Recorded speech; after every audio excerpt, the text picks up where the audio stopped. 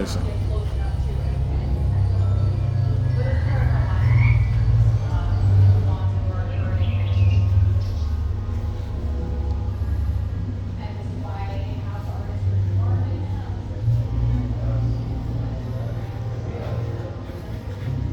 This is one of their in-house exhibits. Again, Mad Arts Museum.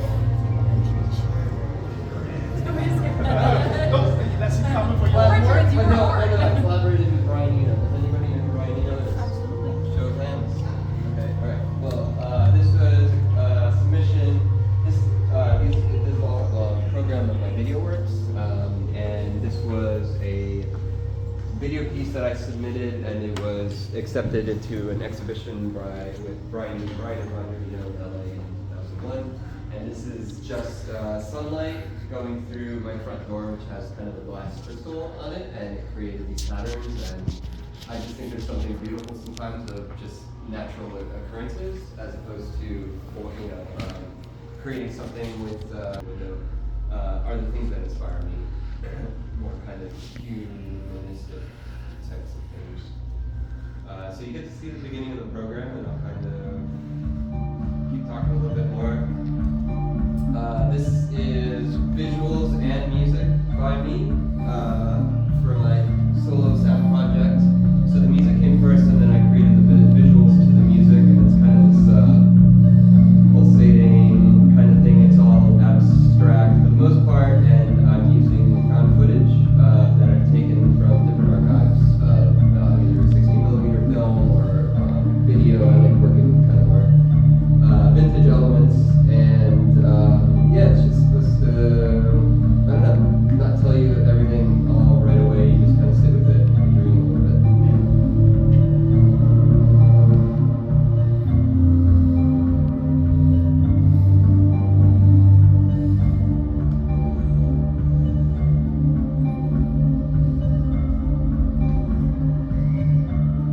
And before anybody asks, it does not do anything more than this. You sit, you watch, and you enjoy it.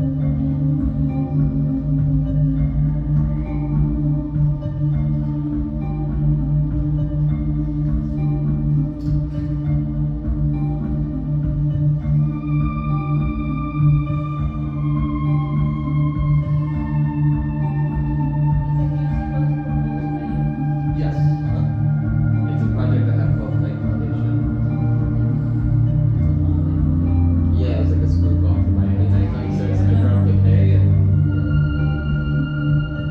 this was released on vinyl in 2017 by a label called Lobster Theremin in the UK. Can you explain this? Yeah. Explain this.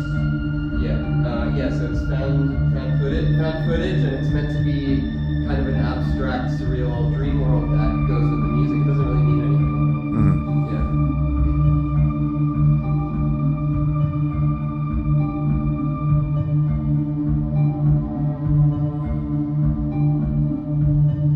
I do like Richard's point here, where I feel like you can search for a meaning with this, but that kind of is the intentionality of the work here. The meaning is whatever you take from it. There's not like any one specific theme or idea that you can take away from this. It's however you want to interpret it, which I think most art, especially a lot of video art, really is. You know, it's the eye of the tiger. You know. And I guess a bit of nostalgia as well. So it's kind of like working with old imagery, just to kind of give it this nostalgic and possibly timeless kind of quality. I actually love this screening, but I'm gonna make us move on to the next. Let's go. Okay. I won't by Olympic Cinema, and they're using a very similar acrylic screen here to backlit project through the circle, so it sort of creates a very isolating experience for the user. I would express that everyone, for the best viewing experience, try and sit in the center of it, so you can really sort of get this tunnel vision experience when you're viewing. Spectra really focuses more on symmetry of light fabrication. It's really just more about creating a really immersive light show. So while Limbic focuses on the community of connecting everyone to the world through cinema, Spectra focuses on the isolation of the one. So yeah, guys, I would in the center, get the full experience. Definitely.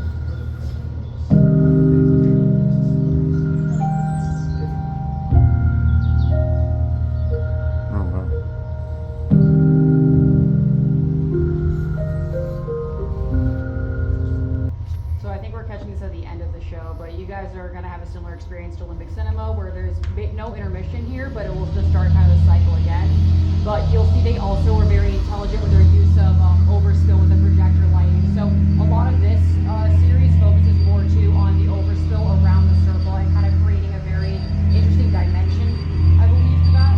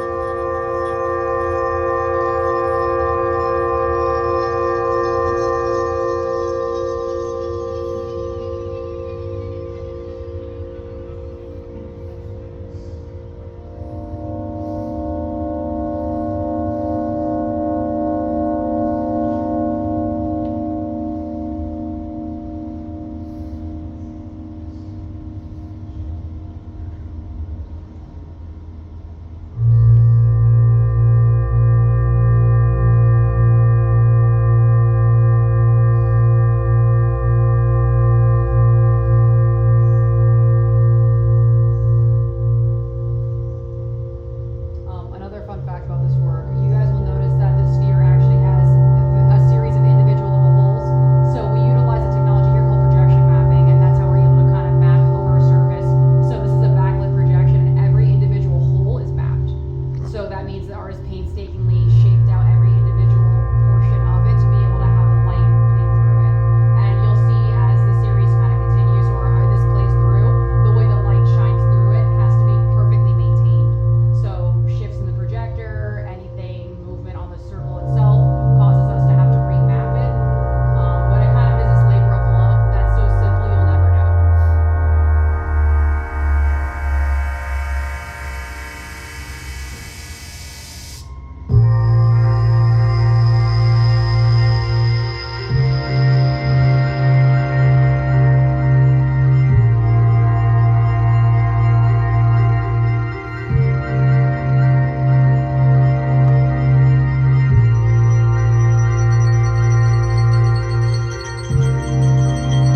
We're going to move on to the next exhibit, guys, but this is the engineer program that actually starts at the beginning of every single day. So, fun fact, this video game runs the length of a single work day.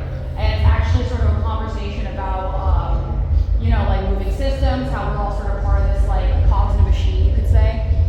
So, as every individual's programs run off the pile, you'll notice they fall in different unique ways.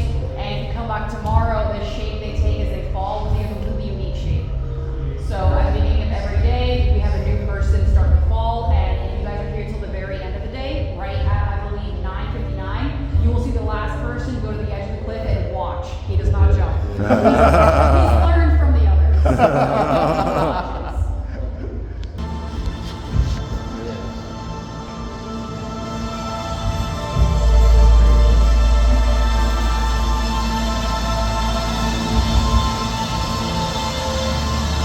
So this is like huge. The work is called Dania, and essentially this is a machine learning AI that's been trained on people's dreams. So the script you guys are reading on the sides right here are user submissions. It's not live input like Max Movers.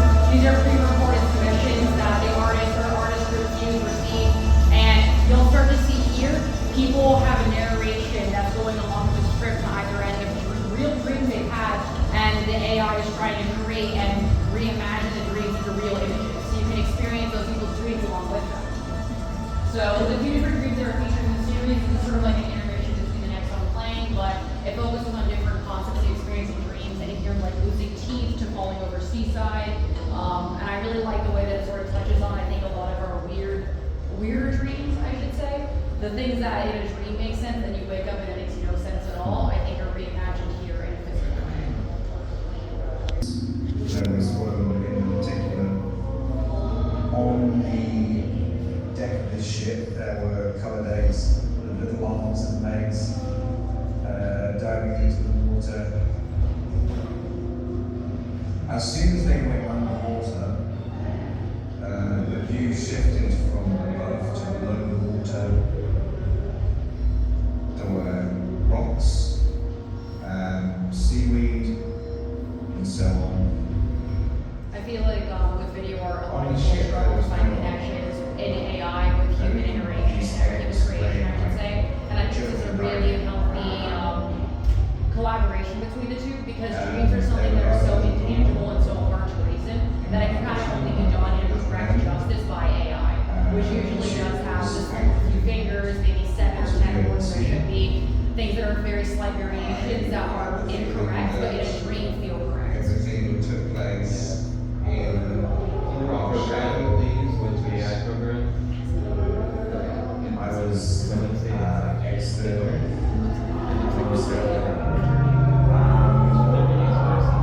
participating in the action.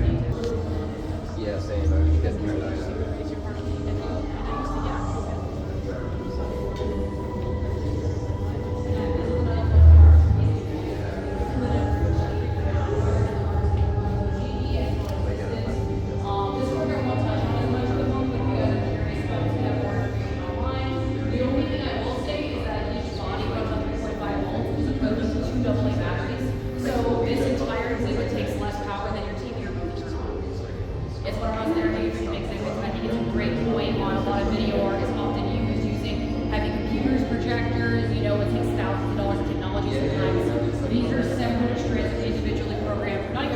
LEDs. It takes a flick of a switch to turn on, and it really shows that you don't need a lot of heavy technology to create light-based art. So it's 700 strands for each figure, and it would take 1,400 to make it an animated figure. But Makoto wants to touch on, as with his background in engineering, the fact that you don't need to create an animated special effects. You can just show the principle of light. And sometimes that's often all you need. His exhibit downstairs and was brought upstairs as another part of a summer permanent collection in collaboration with several artists. So the Holobox speaker we have here is one of several poets we have pre-recorded, reading a poet that was selected from the Verse First series of one of his own works. And a lot of the works that were selected are focusing on the experience of being Hispanic American or just being Hispanic growing up in different sort of multicultural spaces at different time periods. And there are even some poems that are being read from poets that are included from the 1800s. Like there are actually poets that aren't even alive that are part of the Verse First collection. So it's sort of like an homage to different artists that sort of fall under the umbrella. And it's really also about creating like a place for literary artists to have their own space within the art world. So a lot of people who don't delve into the visuals, but they do delve into the verbal. So they're great storytellers. I know I'm talking over him right now, but they're actually worth going back and listening to in their own ways. And this is also something done previously for the Mighty Book Fair, where we had a temporary exhibition featuring a lot of these same poets that were also speaking in the Mighty Book Fair. We are in the midst of installing these directional speakers, which we have in some of our exhibits, and they sort of allow for a cone of audio to be placed over just the user, so you can hear just what's happening on screen and no one else can hear what you're hearing. But if you guys read through some of the scripts here, some of these are more so standing static images, some of these are storytelling poems, but all of them focus on different artists in the Verse First series and their own experiences as poets, as well as in like sharing a career in poetry. We also have some printed works from the same series as well that are not here.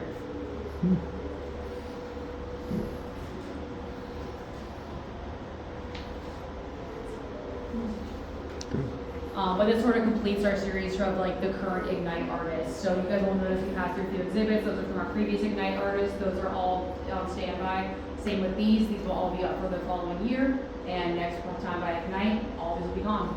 Yeah. So you guys get to experience this for only a very limited time. But I'm glad you guys are all able to make it out here and take some time to kind of hear the tour with us. I hope you guys stay for a little bit. Yeah. Great job. Great job. Great job. Thank you very much. And finally, this is their AI, Vincent. And I asked him, can you give me the full Ignite schedule? And he basically said, look to other people. Let's try something a little bit more esoteric. Vincent, what's your favorite color?